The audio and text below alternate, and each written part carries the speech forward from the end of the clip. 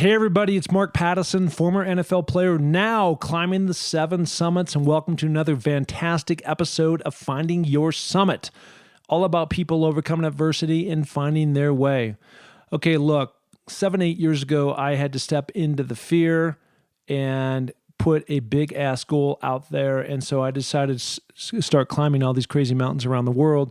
It's been an absolute amazing journey. And, I can't believe I'm saying this, but I've actually done 6 of the 7. I've actually been on Denali twice. I've been on climbed successfully Kilimanjaro twice. But now it's Mount Everest, the biggest boy on the block, 29,000 plus. And I'm headed over there April 2020, and I'm totally keyed up. And I'm keyed up because I've been doing all this preparation. I train like an absolute bear. And really putting myself in a position of success. I'm going to be climbing with one of the top climbing outfitters in the world. Excited about that. And just the mountain has fascinated me for years, I'm sure like others, but really excited to do so. And so if I can actually pull this thing off, I'd be the first NFL player to do so. And so as we speak today, there's not that many first in the world. So I look forward to tackling that. Okay, so that's one. 2 is I totally appreciate the listen on these different podcasts. I really do. And it's been an amazing journey, as I said, from not just interviewing these people, but being on the other side of the mic and really taking in their incredible stories of doing amazing things. And look, we all need to be inspired. And so if I can help provide and find more people that meet that criteria, all the better. And we all need that motivation, and we all need those words of encouragement that you can make it back relevant to your own situation, and then plow forward in whatever endeavor you are trying to do. Okay, so I appreciate that. And if you want to find out anything that I have going on, you can do so at markpattisonnfl.com. I've got a book out now called Finding Your Summit, go figure. And it is essentially the playbook to what I had learned from my Hall of Fame coaches on how to emerge and do some great things in your life. It doesn't have to be mountain climbing, of course. It can be anything, but it's a plug-in that you take on these different things, these different goals, these different strategies that I've set forth, that they set forth for me. And good things can come from that. Okay. Also on the website, you can find out more about my expedition. Obviously, I'll be going to Mount Everest, and we'll have more information about that coming up. There's an e-learning course, and of course the podcast. And when you go to the podcast, you will find an iTunes tab. And I would be so grateful if you go in and you'd rate and review. Now, it all has to do with visibility, popularity of podcasts, because there's so many podcasts out there today that it's so easy to get lost and like, where's Finding Your Summit? And I really do believe these stories are really amazing and incredible, and can really give a lift to those people who really need it. And even if you don't, we all need to be motivated and inspired by other people to keep going. So if you'd go in and do that, I would be really, really appreciative. Okay? So let's go listen to the pod. It's going to be awesome. Here we go.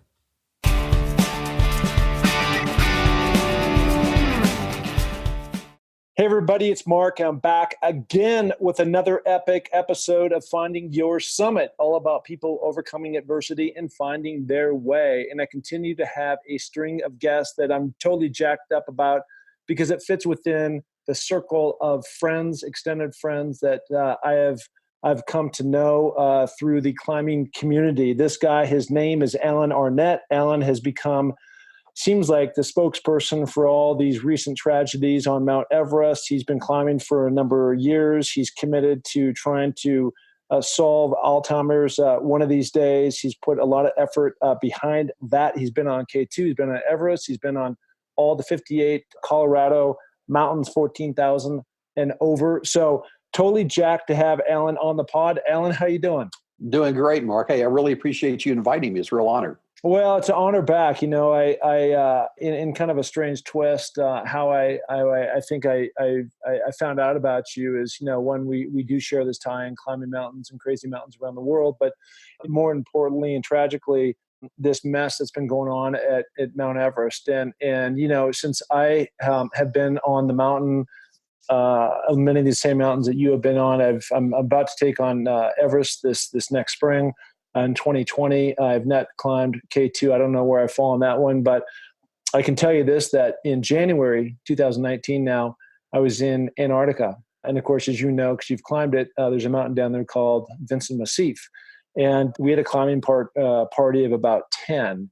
And one of the guys in that climbing party was a guy by the name of Don Cash. And Don Cash, as you know, because you reported on it through many of these different news outlets, was a guy from Salt Lake City, Utah. He was my tent mate. And coming out of that trip, I predicted that something tragic would most likely happen to him. A year ago, as of tomorrow, we're talking today on June 6th, 2019, June 7th, 2018, I take the top of Denali, and he was there 3 days before me. I did not know him at that time, but he did lose 3 fingers and frostbite on his nose and toes and everything else. And, it's just at the end of the day, and this is, I guess, kind of where we'll start, but there's just some people that shouldn't be in the mountains, and you should really know your strengths and weaknesses. And I don't believe that he was truly aware what his were. Yeah, that's a tough one. I don't like to speak ill of anybody. Yeah. What's interesting though is that when I summited Vinson in late 2010, December, my tent mate was a gentleman named Rick Hitch, and we both ended up on Everest 6 months later. And Rick fell over dead on the fixed ropes right below Camp 3. And Rick was very, very skilled. He was experienced, but it shows you the randomness of altitude and the randomness of what mountains do to people. And, I have this firm philosophy that mountains are for everybody, and that everybody should be given the opportunity and not prevented from being able to go on a mountain. And they need to earn the right, not just to pay the money and then be put on the mountain. And what we've seen this year, out of the 11 deaths, I estimate that maybe 7 of those deaths were related to some level of inexperience. Now, you can overcome that to some extent by the level of support that you get. And this has been a little line I've been using for close to 5 years now on Everest, is that you've got inexperienced climbers with inadequate support or unqualified guides. You take those 2 characteristics and you put them onto a pressure-cooked, overcrowded day with the weather moving in on both sides. It's a recipe for disaster. And that's what we saw this year. Yeah, I want to clear my statement because I think it overlaps with what you just said. And I love what you just said about earning your way. And I think, Don, first of all, let's clear this up. Great family man, phenomenal guy. But the reason why I'm bringing this kind of the front of the pod is because, not to say as his character, if there's anything wrong with it, that he's bad. He's a man of tremendous character and tremendous integrity. It's really more about, like, somebody's got to, like, let me back up. So there was a chat, right, within the group of the Vincent, and everybody knew it. Even Alpine Ascents knew this, and they were going to charge him an extra $10,000 to have an extra guide come down. Now, at the last minute, it didn't play out that way, and I ended up guiding one of the ropes. But there was clearly a disconnect, and one of the climbers in this chat, post all this mess happening, said, "I wish somebody would have stood up and said something." And so maybe that falls back into now, hey, it's too early. You got to earn it. You got to climb more mountains. There's a lot of places you can go in Colorado and other places around the world, to your point, where you can work your way up in a way that you're better prepared when things go south. And then he wasn't with probably one of the top, this is another point I think you brought up, operator that was more of a low cost run group that I don't think they had the proper skills in terms of being a guide, the difference between a guide and a Sherpa. And you've been on these mountains a lot, and you can probably do a better job of articulating the difference between what a guide is and what a Sherpa is. And sometimes they cross over, but there's 2 differences. Yeah, it's a total Venn diagram, and it varies, according to who the Sherpa is and who the Western guide is. But there's several attributes I think that come into play with any. And I'm getting to the point now where I'm more calling it support and trying to not use inflammatory terms like, Western guide or Sherpa guide. I love it. Nepal renamed everybody whose last name is Sherpa became a Sherpa guide 3 years ago because there was this controversy that there weren't enough guides in the mountain. And they also put in a rule that said that everybody had to hire a guide. So they just renamed every Sherpa guide. So that's like saying that everybody on an airplane is a pilot. Yeah. Just because you have the last name of Sherpa, with all due respect to all the Sherpas that are fantastic out there. And I've got what I call in my Nepal family is the Sherpa that I summited Everest and K2 and other peaks with around the world. And I love them dearly.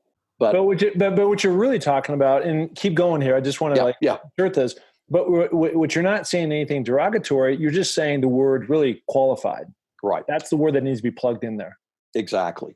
And so, I look at things like medical training. Does the person that is with me, do they understand what the early signs of altitude sickness is? Pulmonary cerebral edema, or just generic AMS type of things. If they are able to recognize it, do they know what to do? Can they treat it? Which obviously the only treatment is to get down, to go down immediately. That takes me to the second thing.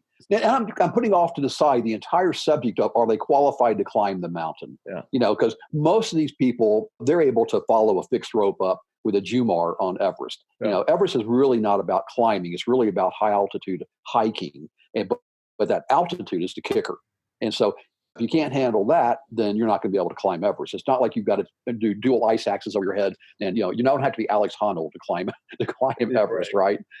So then you get into the interpersonal skills. And I was just telling somebody earlier today that my first time on Everest was 2002. I was at 27,300 feet, right below the balcony. I was on my hands and knees, gagging, vomiting. I thought I was going to cough up a liver or something, and I knew that I was done. 7 hours into it. So I was with a young Sherpa. This is his first time on Everest. And I was with a world-class company that I won't name because they were early in their organizational development. And so I looked at my young Sherpa and I said, I'm going down.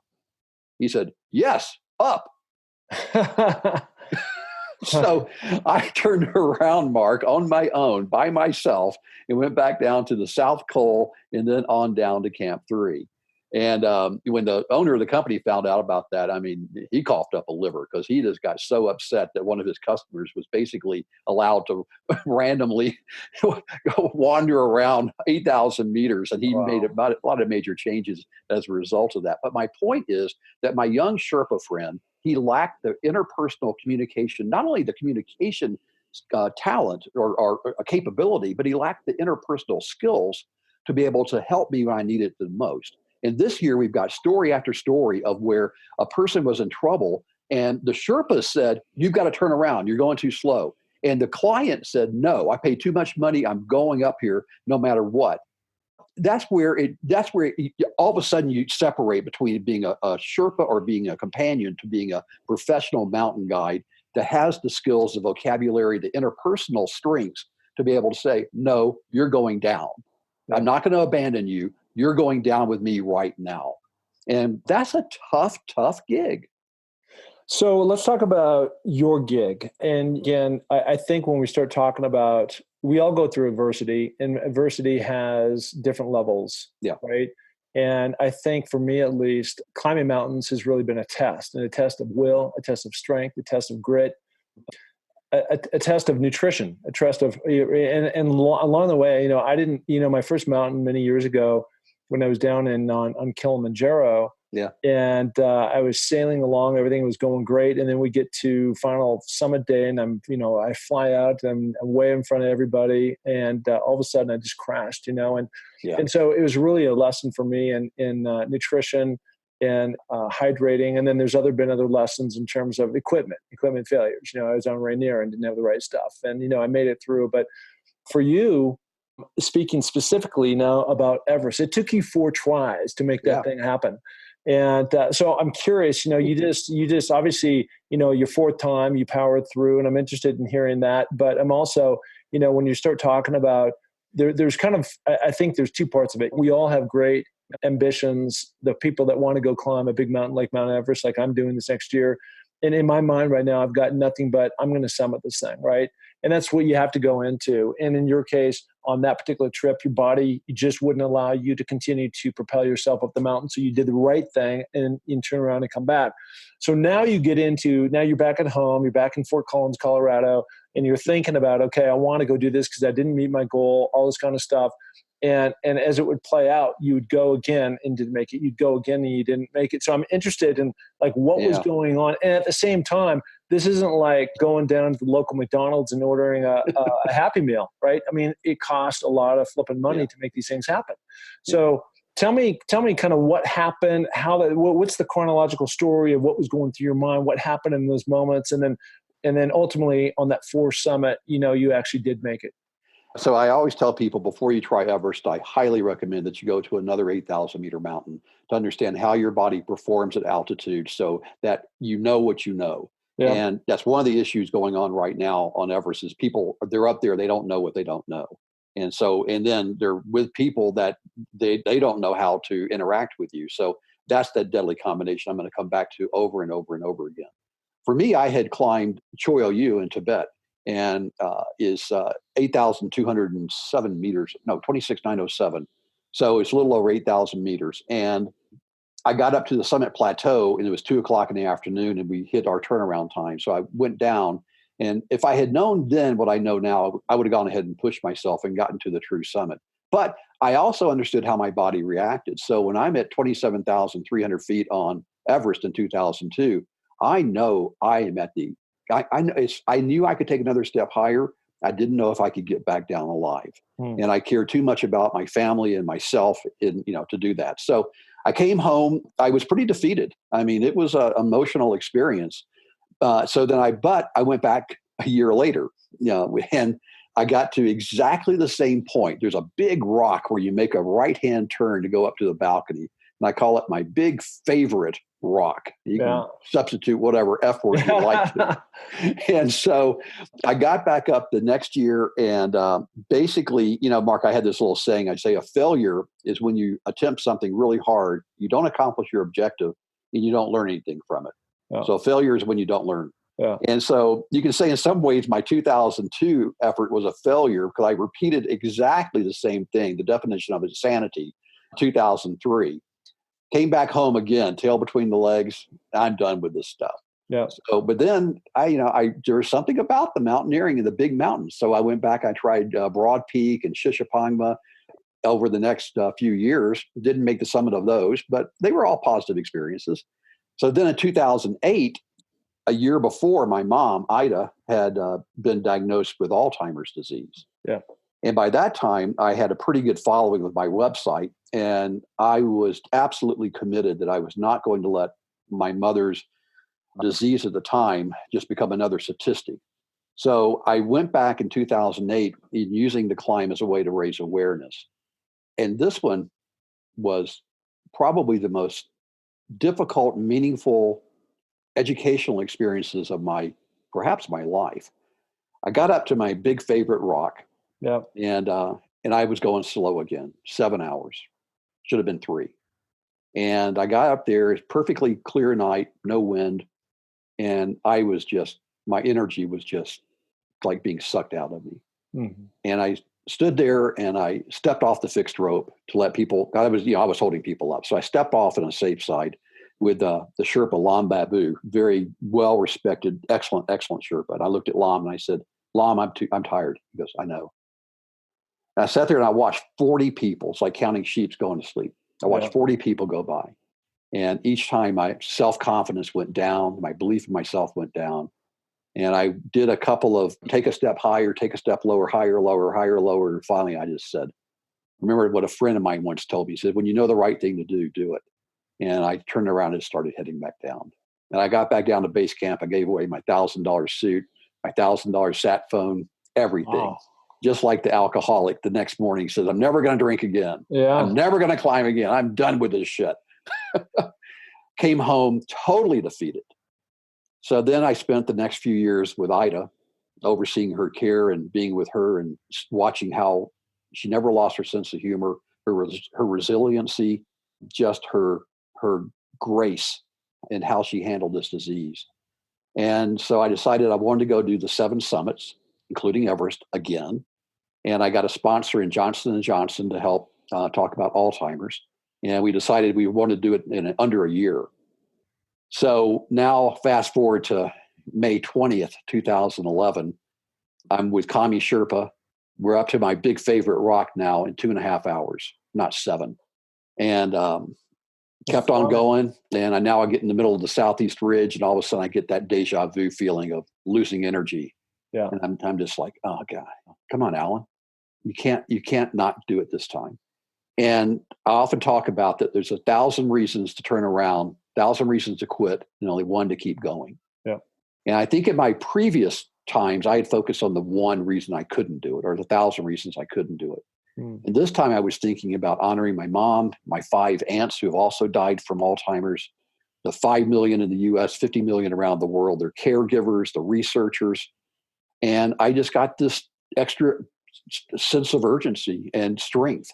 And we powered through and made the summit in 7 hours from the South Col. And being on that summit was a moment. It was a moment. Hey, this pod is sponsored by Laird Superfood. So many products to choose from your InstaFuel, your coffee, your tea, your smoothies. And I love the superfood creamer and use the hydration powders like the beets, the coconut, the matcha, the turmeric to mix all into my 7 Summit smoothie. And it's so good. Log on to lairdsuperfood.com and get your 20% off when you use the code MARKP20. Okay? So get your Laird Superfood, and I guarantee it will help fuel your journey. Yeah, that's incredible. You know, we all have I think everybody as an individual has to hold on to what is meaningful to them to help them get through these tough circumstances. Yeah. I think one of the things for me that really helped out was my training, my background, these hard-ass coaches that I played for in college at the University of Washington and in the NFL, right?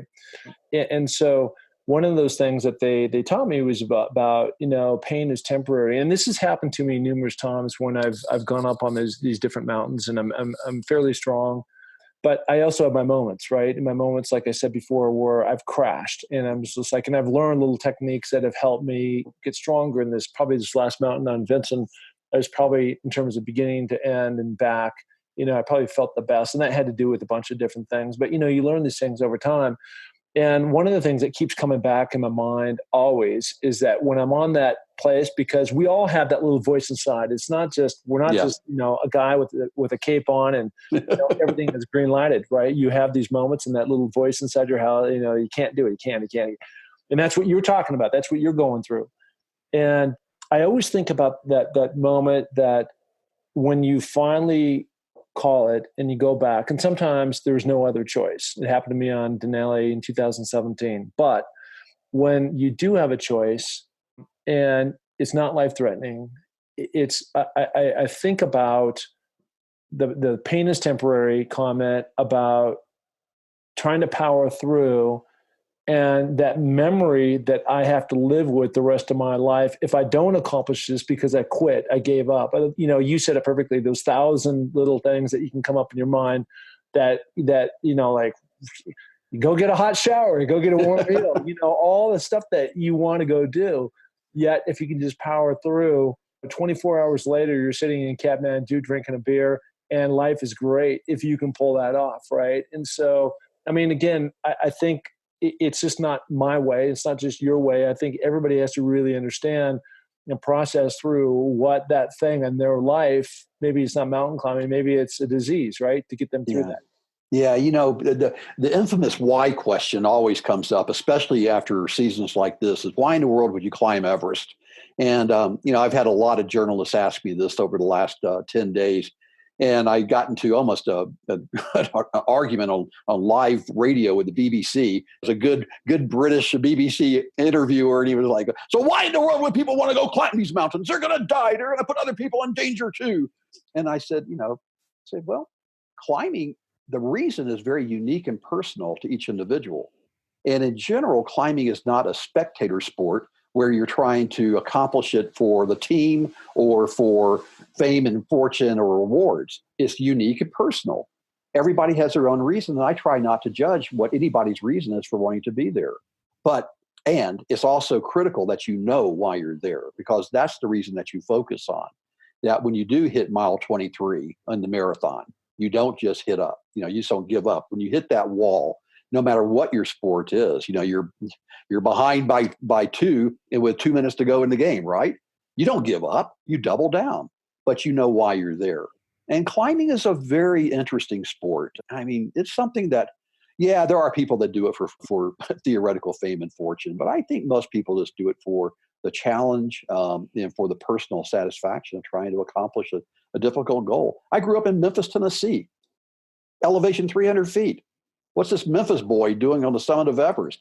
What's he doing being the oldest American at age 58 to summit K2 on his birthday? I mean, you think I ever thought about that as a 12-year-old in Memphis, Tennessee on the banks of the Mississippi River? No. Yeah, I think there's a bunch of stuff that's packed in there, and for sure, you're talking about your mom, Ida, and about this Alzheimer's situation that she had that you had to endure. I mean, she had to endure it too, but then as the other end of that, when she's not recognizing you as her son, and those painful moments, and then ultimately she passes away.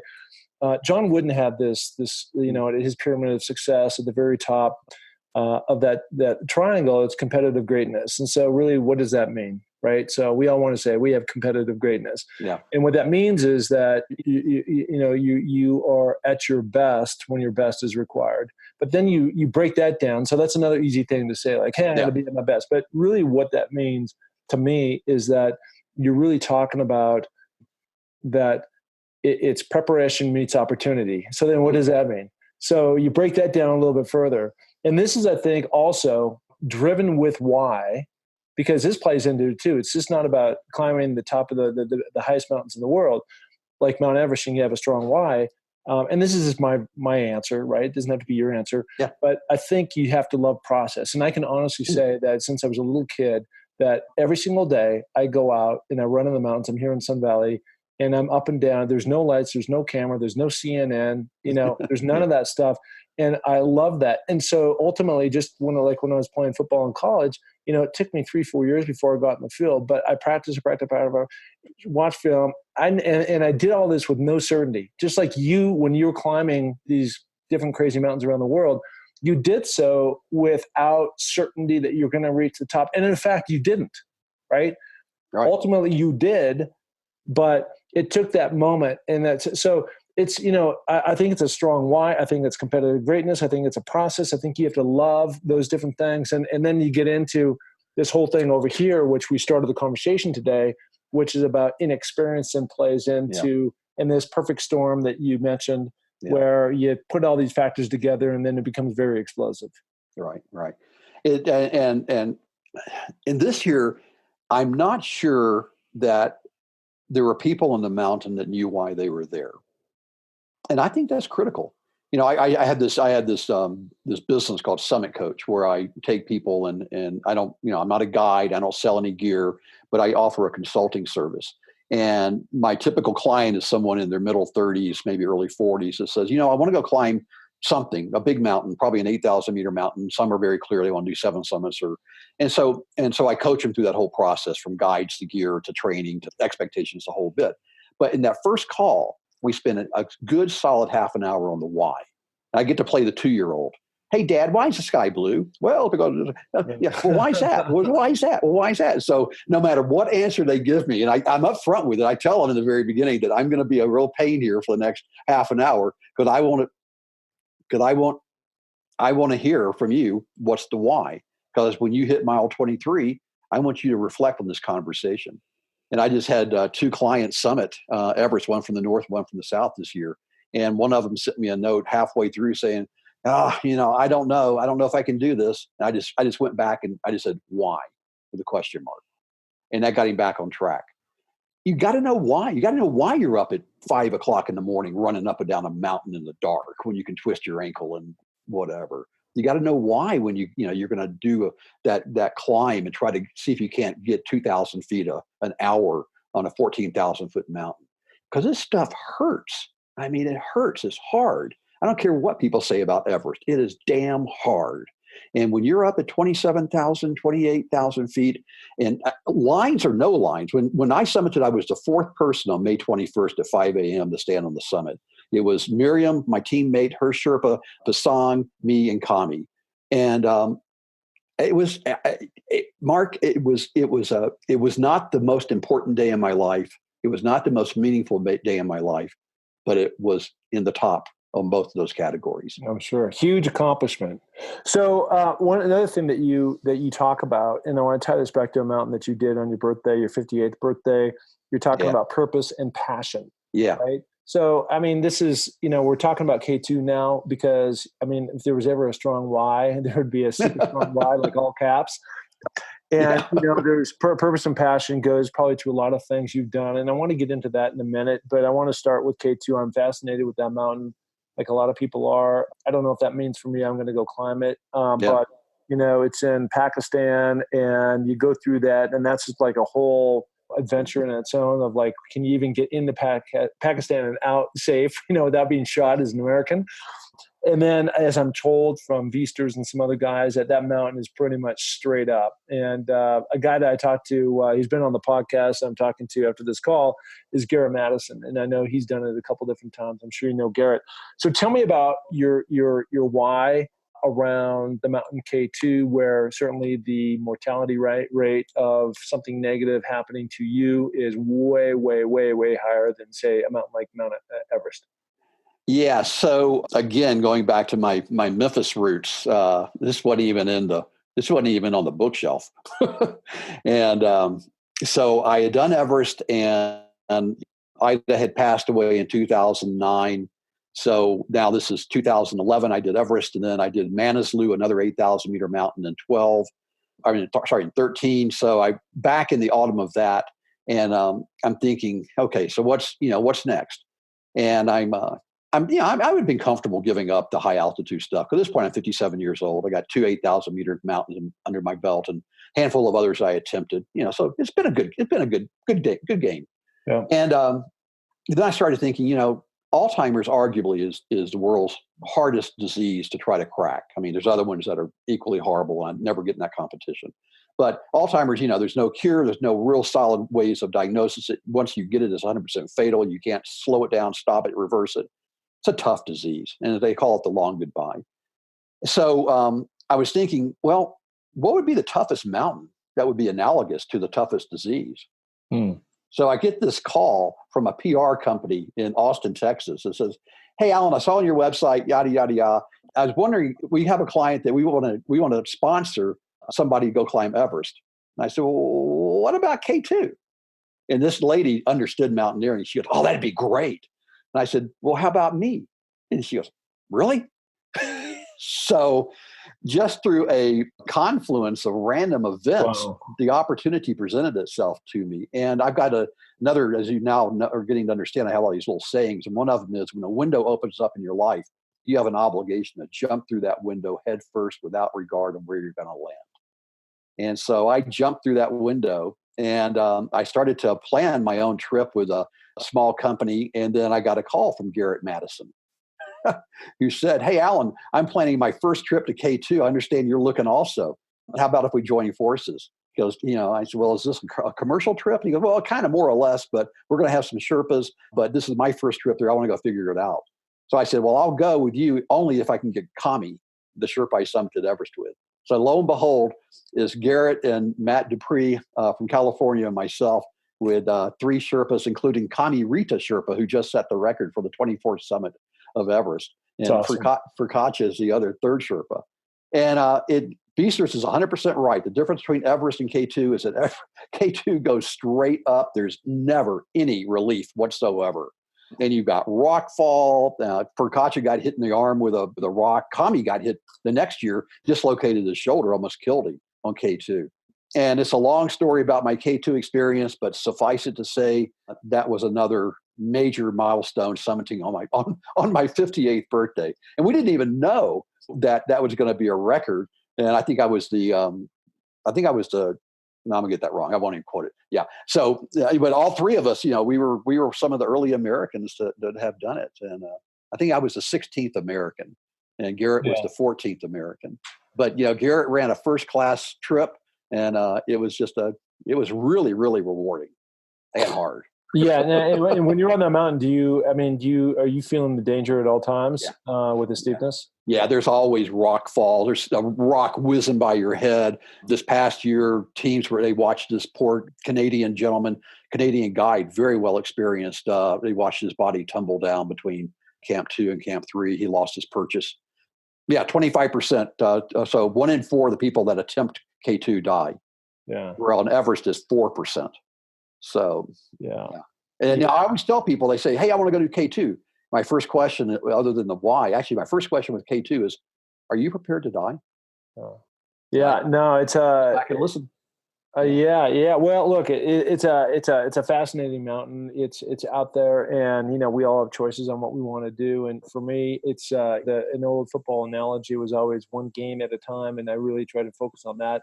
So 100% of my focus is 100% on Mount Everest, and that's going to be a big enough challenge, and it's on its own. So, well, Everest will give you the altitude experience, and you absolutely need that to see how your body performs at 8,900 feet, 8,850, compared to only 800 feet lower on K2. But I bet you that you'll do great on Everest because you got the entire makeup that it takes to do well on that mountain.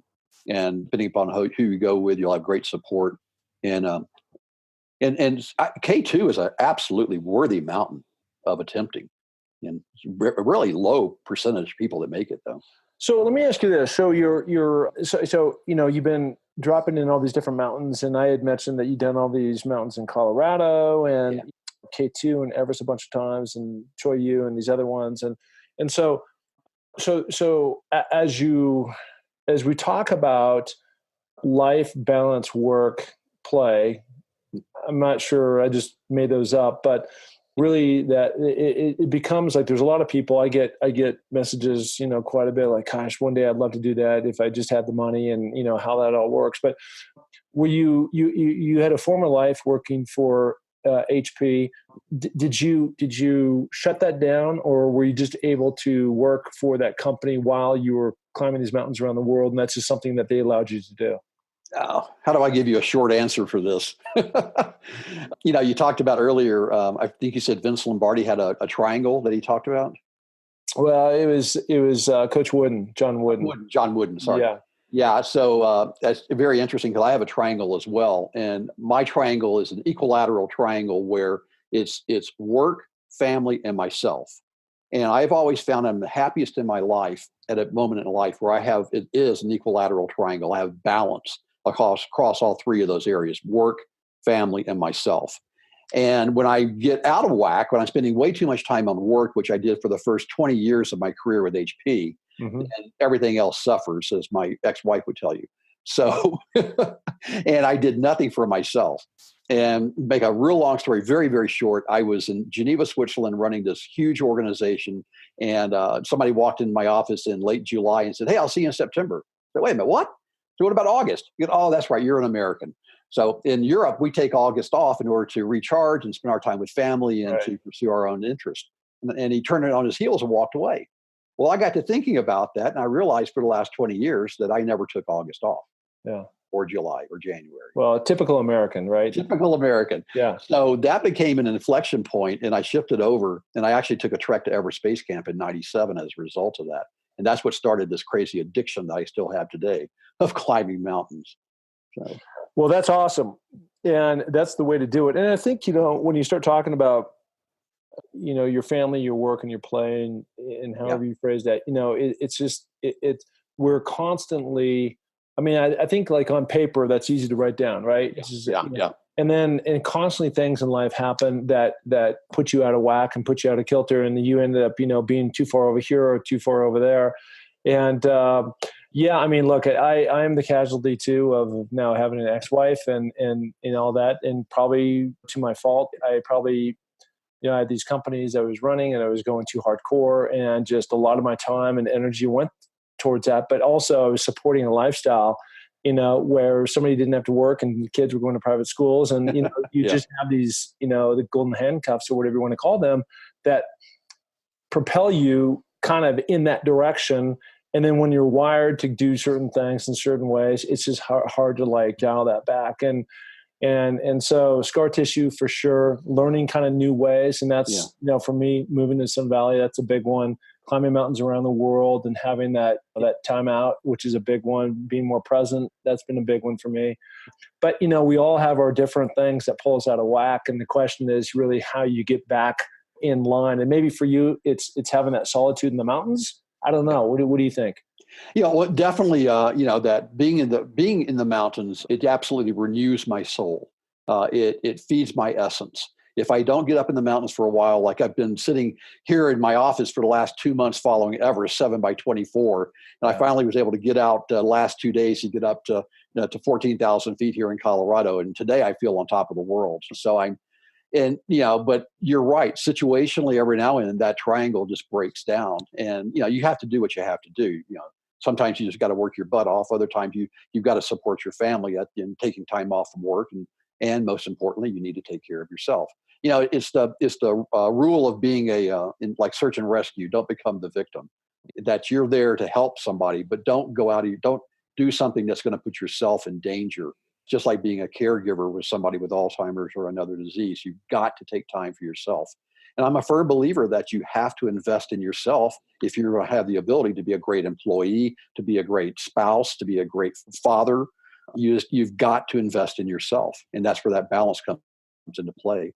And one final comment about that, Mark, is that also this plays into self-awareness when you're on the mountain. You know, when you were on Denali, you know, when I was on K2 or on the early Everest and I had hit that wall or something happened, and, you know, having the self-awareness that, and again, another one of my sayings is, are you hurt or are you hurting? You know, I broke my leg a couple of years ago in a mountain. I was hurt. I broke my tibia and fibula in 3 places. I was hurt.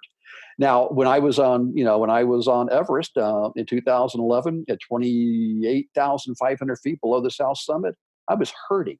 And so there's a difference of being able to push through versus getting help. Had a broken leg on an 11,000 foot mountain. I needed help. And 40 people from search and rescue came and dragged my sorry ass down a windy mountain at midnight. And, you know, on Everest on that Thursday morning, I was just able to push through because I knew I wasn't hurt, but I just was now fighting the psychological game. The physical game would have been won. It was the psychological game. And knowing that difference and having that perspective and that sense of purpose.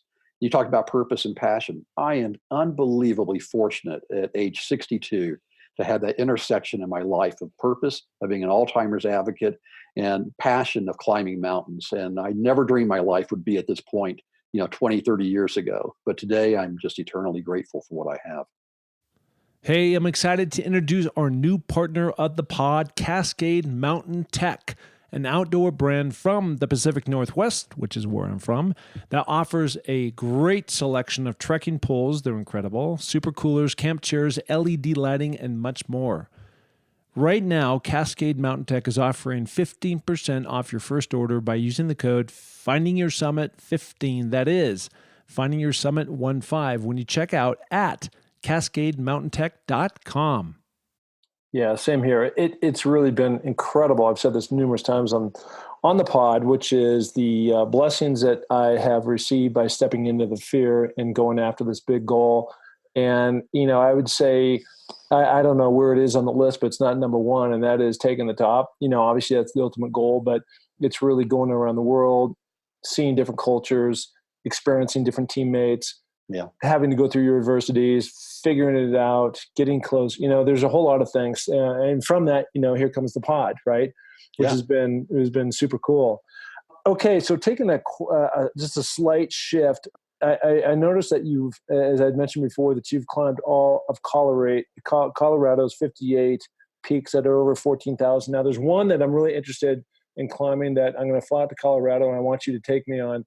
And I saw this on a YouTube video, and I'm going to say this the wrong name, but it might help describe, but it's one of the more probably edgy ones that I've seen of danger. And like going towards the final summit, it's almost like a shark's fin or something, right? That you have to go across these rocks and you're almost like, you know, I didn't even think I saw the guy that was walking on it. He was like straddling this thing as he's trying to make his way across this like ridge high up over 14,000 feet. Do you know the name of it? Well, that's what I'm saying. I have to do more research, but if there's one that seemed pretty hairy more than the others that you're going across on a saddle at, it's 1,000 feet on either side. It sounds like you're talking about Capitol Peak, because there's something called the Knife Edge. The Knife Edge, there you go. Yeah. So it's actually about 600 feet below the summit, but it's the troll on the route that you have to pay to get across. Okay. And most people do just bite their pride and just straddle that sucker and just kind of inch across. Yeah. And but I've also seen people. I saw this one guy a few years ago that did it, and this guy just tight roped across it. Really tall, thin, lanky guy. He probably did the zip line stuff and tight roped and a slack line. But this guy just walked across it, and all of us were just like, we were totally put to shame. But Capitol it's actually my second most favorite of the 14ers. Long's Peak is my favorite because it's only an hour and a half from here to walking up the mountain from where I live. And but Capitol is a good 6-hour backpack to get into the backcountry or in this basin. If you go towards the end of the summer, you get the wildflowers that are just all over the place. It's an alpine start. You get up at 2:00 in the morning and work your way through this boulder field and up into the sub-peak is called K2 of all things. And I always love it. People go, yeah, someday K2. It's like, wait a minute, that's a 12,000 foot bump on Capitol. And then you go across that Knife Edge, and then it's a serious climb to get up to the summit. But it's what is that? Fulfilling ones. Yeah, no, and that's why I saw it. I was like, wow, I got to go do this. What is the highest mountain in Colorado? Elbert, at 14. What is Elbert? 14,265, something like that. Okay. And it's a big bump. But it's a fun climb for walking. Yeah. I didn't realize this, and some other guy had this on his bucket list, but to climb the highest mountain in every state. And so high pointers. The high pointers. Yeah. And I didn't realize that actually done 4 of the hardest ones. Yeah. Bora here in Idaho, Whitney, Rainier, and of course Denali. And that's Denali obviously is the one that most people get hung up on, but what a great way to see the US. And going back to your comment that you had in probably minute 3 here about, I think everybody should be able to climb in the mountains. Now, then you start to define, what that means and working your way up in terms of experience. But it's such a great way and a great outlet and a great way to really get clear on where you want to go in your life, what's going on with you now. And mountains like that, or you go down to, you mentioned you grew up in Tennessee, and so that's 352 feet or whatever you said it is. That's open the door and tap your toe, right, and then go see the Elvis Museum. What a great way to see the state, right? Yep. Yeah, the 50 high pointers. There's something like 300 people that have done all true 50, including Mauna Kea in Hawaii. And then there's Gannett Peak in Wyoming. That's a difficult one. You got to backpack into that one or get llamas to bring in your gear. And you've got it's technical. It's a small glacier on this summit that you have to get to. And then you got the ones in Alabama, Mississippi, and Florida, which are, you can drive to each one of them and knock them all off in an afternoon. Yeah. Then you got like Mount Washington in New Hampshire, which is a rural SOB. Yeah. I did that one a few years ago in December, got my butt totally kicked, by the wind and the snow and whiteouts. Brutal, yeah. It's brutal, yeah. So the people that do it now, there's all these people trying to do races and see who can do it the fastest. Some guy, I don't know, he was sponsored and had access to a private jet and flew from place to place, and he did all 50 in something ridiculous like 3 days or something. Yeah, that was Colin O'Brady. He's been on the pod. Yeah, no, he's got some crazy stuff going on.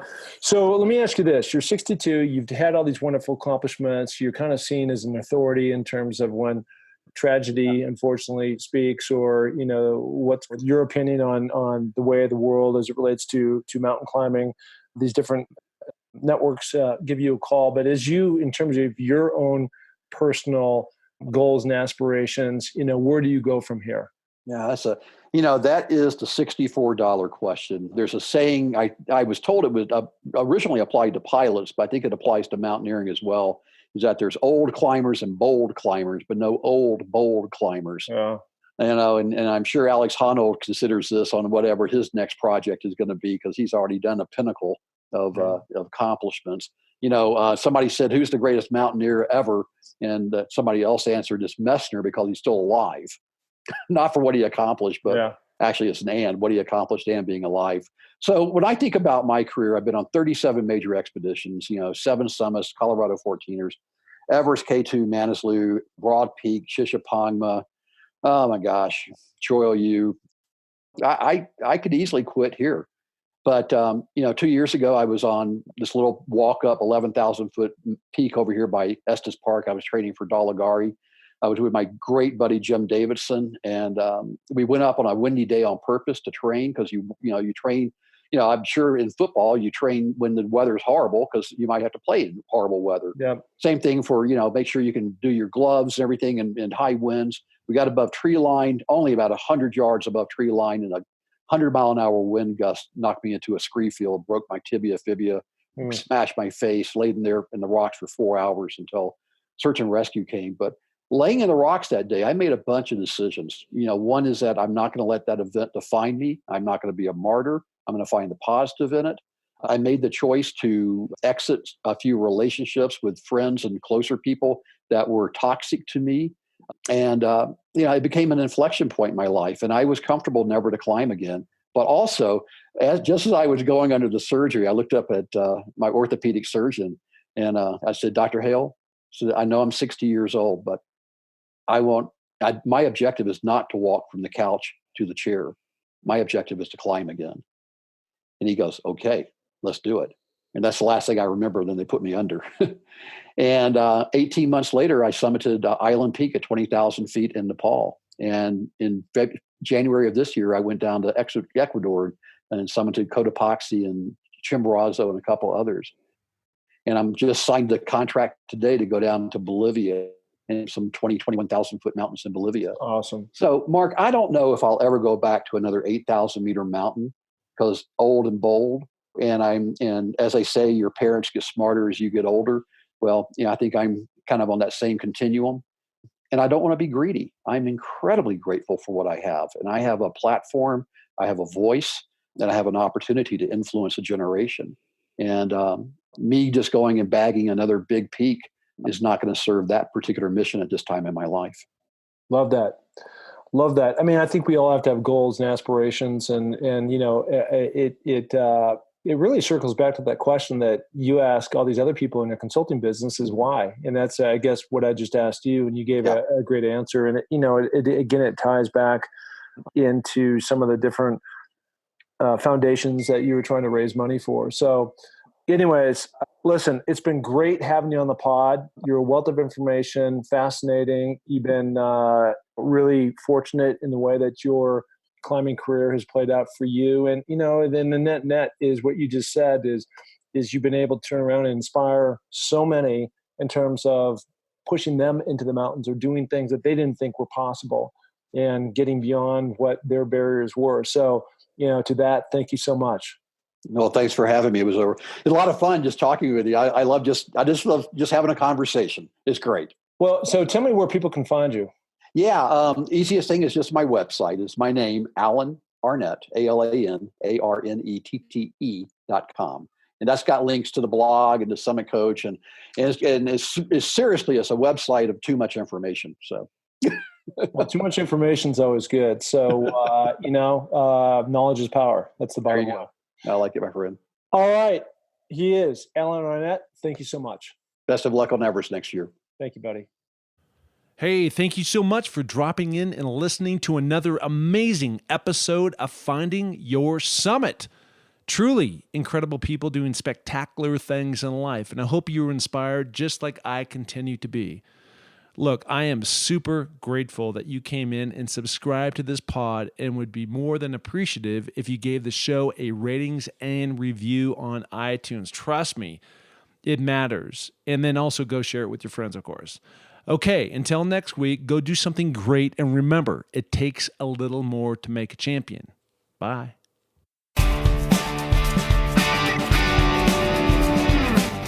Hey, and thank you so much for listening to the Find Your Summit podcast. We are so glad to have you along for this journey. And if you enjoy the show, please tell a friend, share it on iTunes, spread it to the planet. We're looking to broadcast this to every person that is out there because, as you know, everybody has their own summit that they're going after. Okay, if you're looking to follow my journey, you can find that through my social links on markpattisionnfl.com. That's Mark, M-A-R-K, Pattison, P-A-T-T-I-S-O-N, NFL.com. So, until the next podcast, just remember, clear eyes, full hearts, and remember, it takes a little more to make a champion, so make it happen. Thank you. Bye.